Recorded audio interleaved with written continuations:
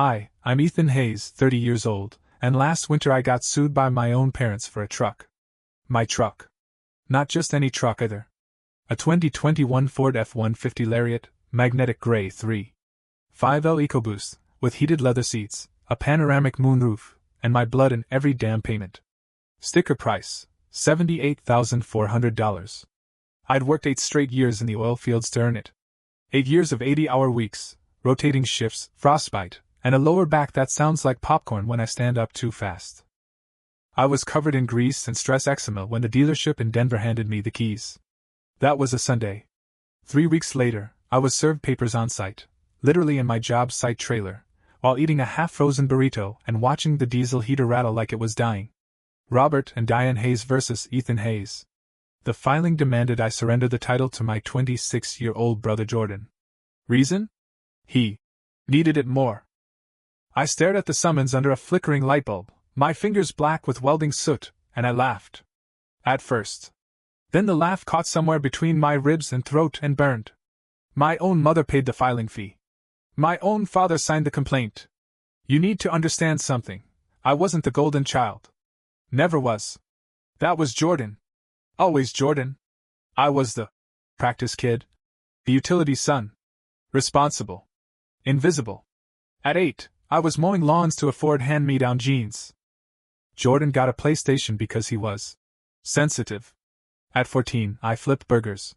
Jordan got a used Mustang because teen boys need confidence. At 18, I left for the Bakken with $400 in a duffel bag. Jordan got a brand new Ram 1500 because college is stressful.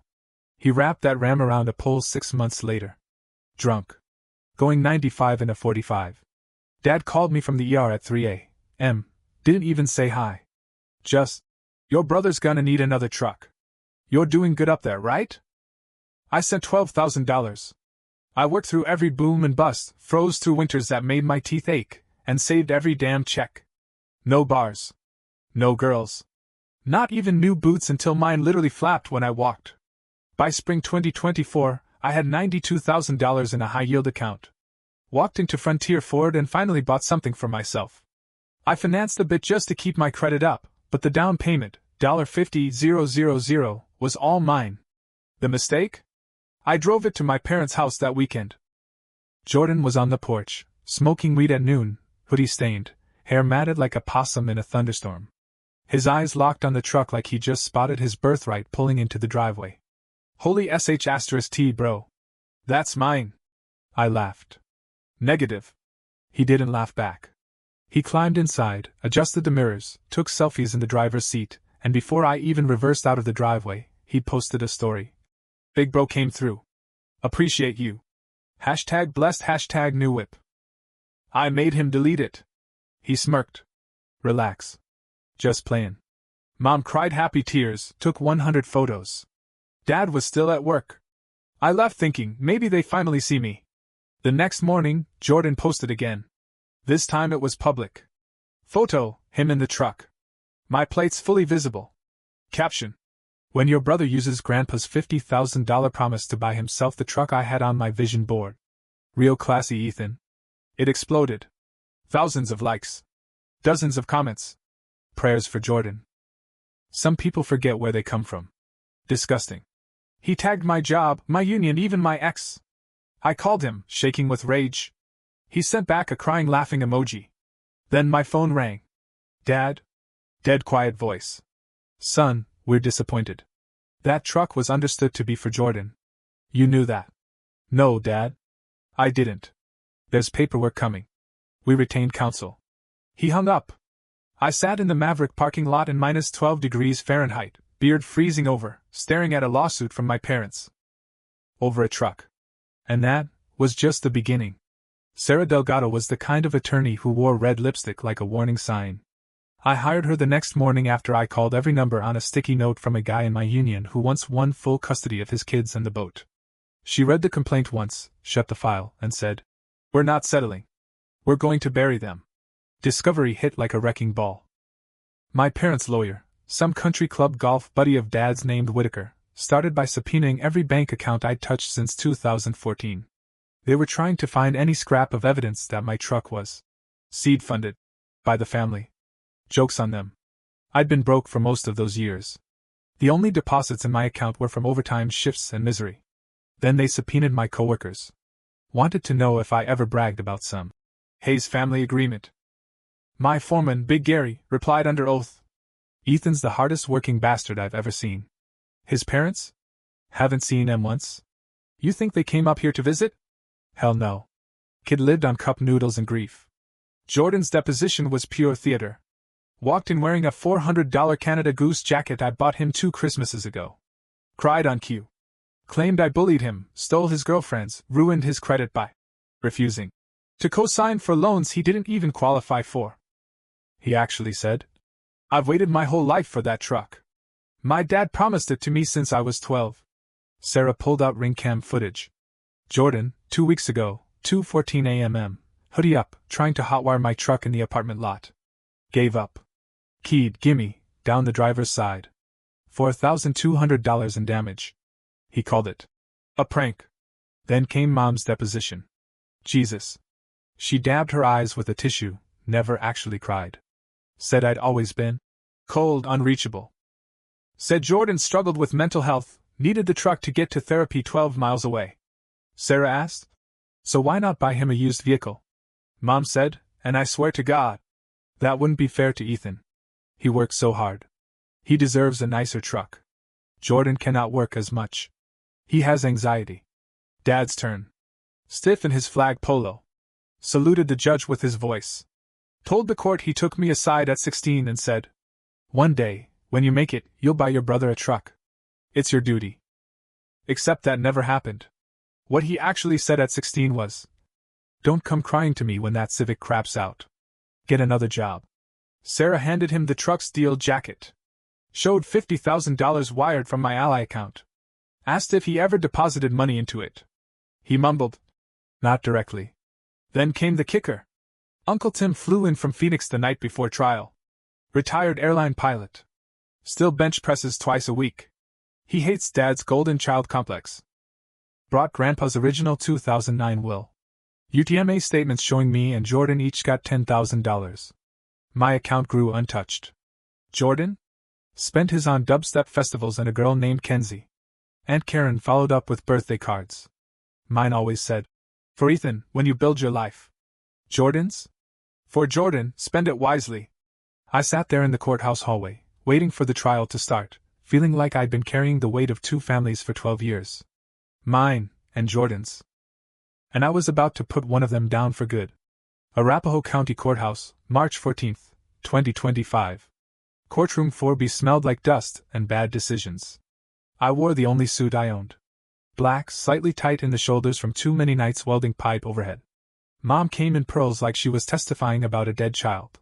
Jordan wore Yeezys and AirPods, like we were at a press junket for his upcoming mixtape. Dad walked in stiff, head high, nodding at Wicker like they were heading to a tea time. Judge Harlan sat behind the bench. 68 years old, former JAG officer. Crew cut so tight it looked ironed. His eyes scanned the file, then looked out across the courtroom like he already regretted waking up. Whitaker stood and clicked open a PowerPoint. Title slide. The Hayes Family Understanding. Slide 2. Truck of Destiny. Slide 3. A photo of 12-year-old Jordan sitting in an F-150 at a car show with the caption, Dreams Deferred. I nearly walked out. Then Dad took the stand. He spun a golden yarn. Said I made a solemn promise when I left for the oil fields. Claimed I nodded solemnly and said, when I make it, I'll get Jordan the truck he deserves. Claimed $15,000 of my down payment came from tools he'd gifted me. Sarah stood and calmly introduced 3 receipts. All from my Capital One card. All tools I bought myself. Then Mom took the stand and made it weird. Talked about how I was a difficult child. Cold. Distant. How Jordan had a light. That he lost it somewhere around his first suicide attempt. Wait, what? That was news to me. She sobbed about how the truck would restore hope. Said I had so much, while Jordan had so little. She pointed at me and said, he's been cruel since birth. Sarah stood. Introduced a TikTok Jordan posted just 5 days ago. Shirtless, drunk in Cancun. Caption. Living my best life. No depression here. F asterisk asterisk asterisk the haters. The courtroom got real quiet. Then Jordan took the stand. He got emotional. Said my truck was his dream since he was 10. Said it made him feel like a failure every time he saw it. Said he'd started drinking again. Just knowing it exists. Sarah just waited. Patient. Then she stood and said, Your Honor, the defense would like to introduce Exhibit 65. Ring footage. Again. Jordan at 2:14 a.m. Hoodie pulled tight. Trying to hotwire my truck. Then keying the words, "Gimme," down the side like a toddler throwing a tantrum in cursive. The courtroom gasped. Then Sarah played another video. A TikTok Jordan posted 2 nights ago. Dancing in a club. Making it rain cash. Caption. Who needs a truck when you got bottles? Sorry, not Sir Ethan. The judge slammed his gavel so hard the water pitcher jumped. But the final nail? Uncle Tim. He stepped up, slow, deliberate. Looked directly at my father. Didn't flinch. Your father warned you in 2012. He said if you kept spoiling that boy, you'd ruin him. And now you're trying to sacrifice the good one to fix the broken one. Shame on you, Rob. Dad's face went purple. Judge Harlan called recess. 18 minutes. No one moved. Then he came back. Sat down. Adjusted his glasses. Voice like granite. This court finds the plaintiff's claims not only baseless, but malicious. And with that, everything flipped. The 2021 Ford F-150 is unequivocally the legal property of Ethan Hayes. The plaintiff's complaint is dismissed with prejudice. That word, prejudice, hit harder than any punch my dad ever threw. It meant they couldn't try again. Ever. Judge Harlan wasn't done. Plaintiffs are ordered to pay the defendant's legal fees in the amount of $18,742 and all court costs. Furthermore, this court refers the matter to the district attorney's office for potential perjury charges. Then he turned to Jordan. Young man, get a job. Gavel. Boom. It was over. I didn't move right away. Just sat there. Drenched in sweat under a cheap polyester suit. I heard Sarah whisper. We crushed them. Like she just hit a walk-off home run in the bottom of the 9th. In the hallway, it all erupted. Dad cornered me near the elevators, face red, veins bulging. You think you won? You just destroyed your mother. No, Dad, I said. You did, when you taught Jordan the world owed him my paycheck. Mom followed, mascara running, breath hitching. How will you live with yourself? Better than I lived with you. Then Jordan shoved me. A weak, limp little push. This isn't over, bro. I looked him up and down.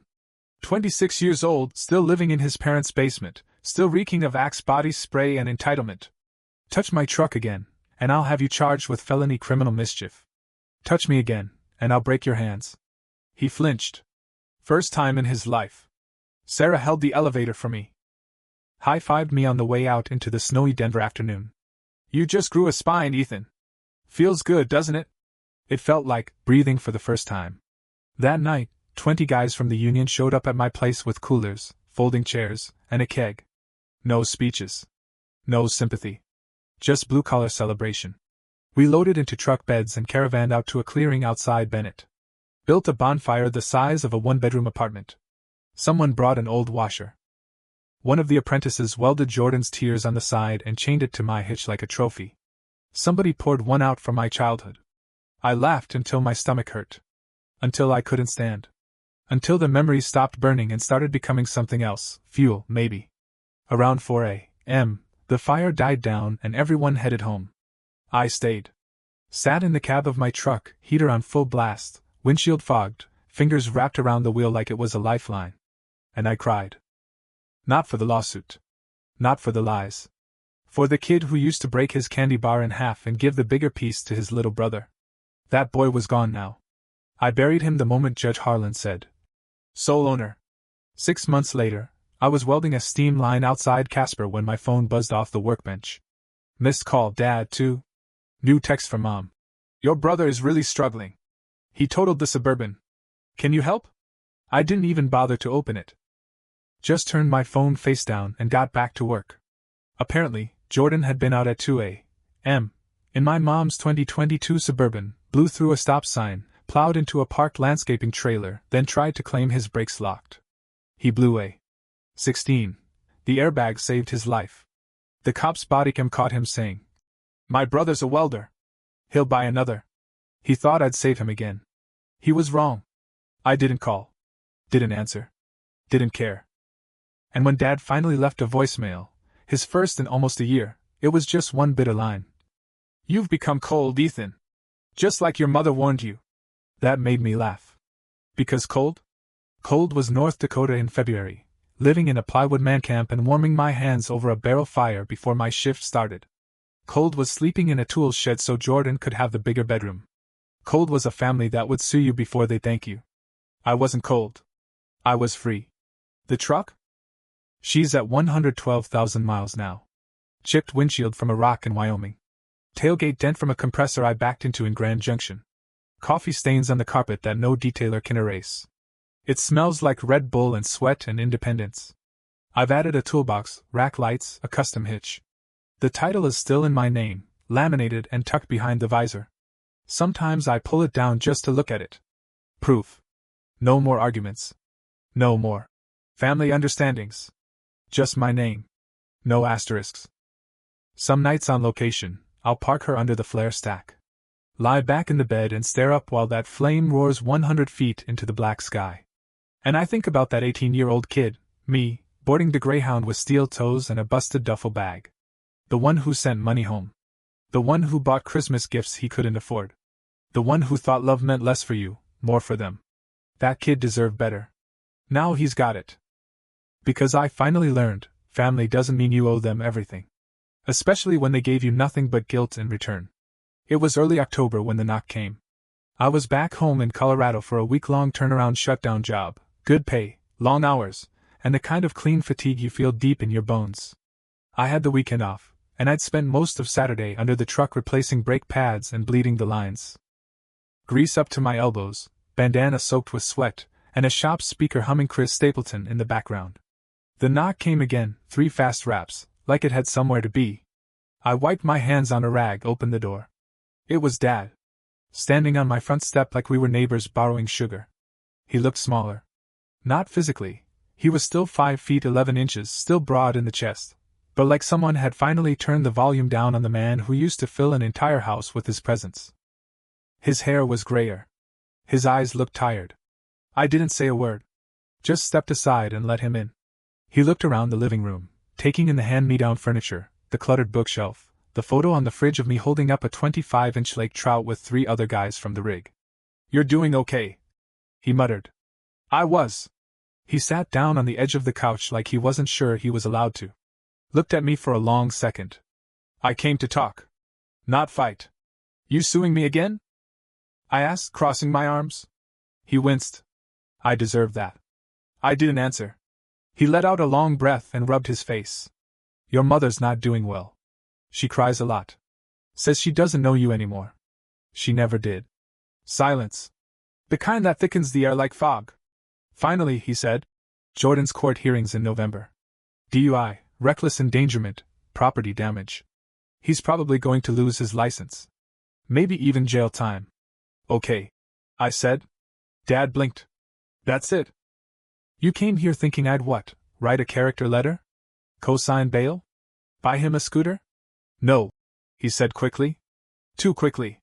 I thought you might want to know. He's still your brother. I leaned against the kitchen counter, arms crossed, staring him down. He's a man who tried to steal from me. Who humiliated me. Who keyed my truck and laughed. Who sued me and cried like a toddler in court. So no, Robert, he's not my brother. He's a grown child who set fire to every bridge I'd built. And you poured the gas. His face crumpled for a second. Then, for the first time in my entire life, he looked gutted. Not angry. Not defensive. Just broken. I didn't know how to raise 2 boys. He said quietly. Your grandfather made me feel small my whole life. So when you started doing things on your own, I figured you didn't need me. And Jordan, he always needed more. So I gave it. And you bled me to do it. He nodded slowly. Didn't argue. I walked over to the couch and sat across from him. We didn't speak for a full minute. Just breathed in the silence, years of damage piling between us like bricks. Then he looked at me with something I'd never seen in his eyes before. Regret. I'm sorry, Ethan. I should have told you sooner. I should have said it years ago. I didn't reply. I just nodded once. I wasn't going to forgive him. Not today. Maybe not ever. But I could hear it. I could let him say it. He stood up, slower than I remembered. Walked to the door. You ever want to talk again, you know where to find me. I didn't follow him out. Just stood at the window and watched him climb into his battered old Silverado and drive away. That night, I went for a long drive. Headed east on I-70, no destination, just asphalt and quiet. I ended up at the old high school parking lot. Sat there in the dark, engine idling, watching the glow of the gym lights. And for some reason, I thought about a memory I hadn't touched in decades. Me, 11 years old, in that same parking lot. Jordan was 7. He was crying because he didn't want to walk home in the cold. So I gave him my hoodie. I was freezing all the way back. Shaking. But I didn't say a word. Because I loved him. Even then. Even now, part of me still does. But I can't carry him anymore. 6 months passed. I didn't hear from Dad again. Didn't get updates. Didn't get guilt texts from Mom.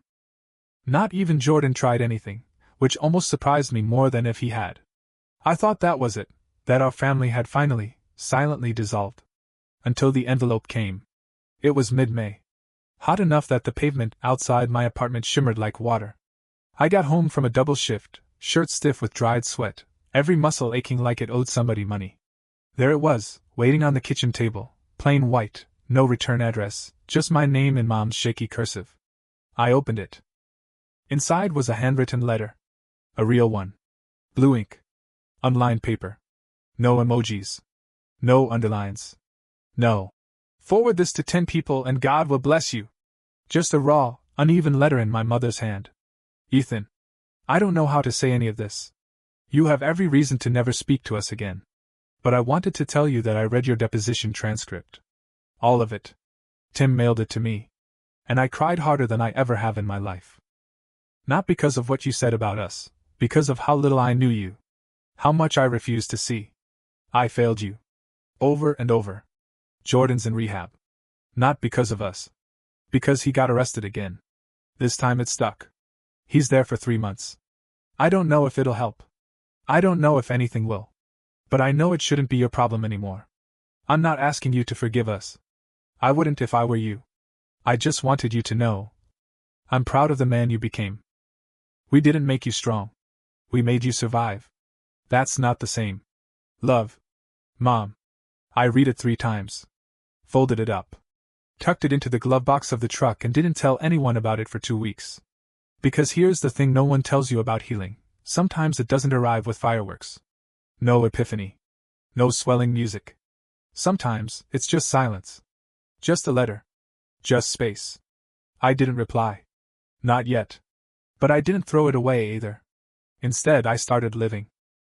I traded that 1-bedroom apartment for a small plot of land outside Castle Rock. Built a steel garage by hand. Spent weekends fishing, grilling, just being without proving anything to anyone. I joined a volunteer crew for wildfire recovery. Donated the bonus from the last shutdown to a scholarship fund for kids entering trades. Got my journeyman cert renewed. Went back to therapy, real therapy, not bourbon and silence. The truck's still running like a champ. I added a custom plate this time, no more too. Little nod to the old days. Little promise to myself. Every dent in the bed has a story. Every stain in the carpet came from a moment I wouldn't trade. A buddy's spilled beer. A busted thermos on a cold morning. Blood from a knuckle I cracked replacing a belt in the dark. Sometimes I lie back in the bed and stare at the stars and just breathe. That's it. That's the luxury.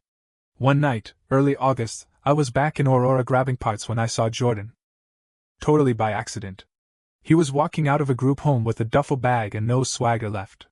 He looked thinner. Pale. Shaved head. We locked eyes for a split second. He stopped. I stopped. He didn't speak. He just nodded once. Not sorry. Not expecting anything. Just acknowledgement. I nodded back. Got in the truck. Drove away. And that was enough. That was all it ever needed to be. My name's Ethan Hayes. I'm 31 now. I'm not rich. I'm not famous. But I'm free. I've got torque under my foot, coffee in the console, weld burns on my arms, and peace in my chest. And every time I turn that ignition, I remember. This life is mine. The wheel is mine. The truck is mine. Finally, fully, forever.